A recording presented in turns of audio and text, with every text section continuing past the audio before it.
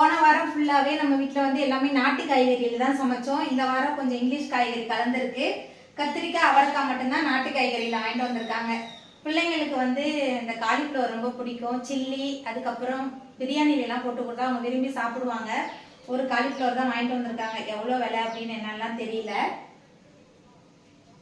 வெங்காயம்லாம் ரொம்ப மோசமாக இருந்தது. நல்லா அழுகி போய் தான் அதிகமாக இருந்தது. சரி கிடைச்ச வரையும் வாங்கிட்டு வந்திருந்தாங்க. வாங்கிட்டு வந்திருந்த எல்லாத்தையும் பையில் போட்டு கட்டி ஃப்ரிட்ஜில் எடுத்து வச்சுட்டேன்.